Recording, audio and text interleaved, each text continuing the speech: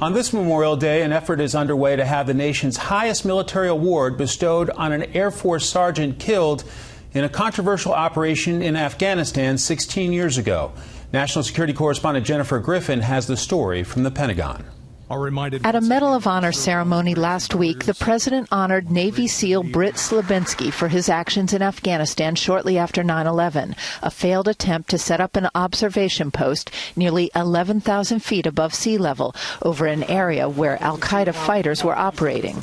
Air Force Tech Sergeant John Chapman was among the 7 U.S. service members killed that day after a series of mistakes on what is now known as Roberts Ridge. Chapman was shot returning to find Navy SEAL Neil Roberts, who slipped and fell out of their helicopter.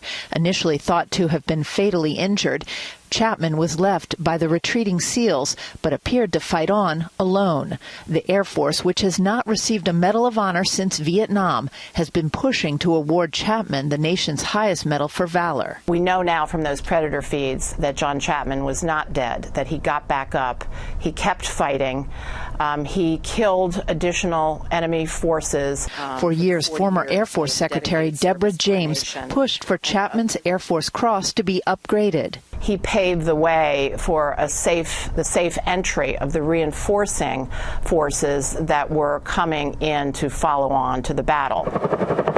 New evidence, the result of improved technology and analysis of images fed back from a drone flying above the attack site, suggests that Chapman fought on for more than an hour after the SEALs left him.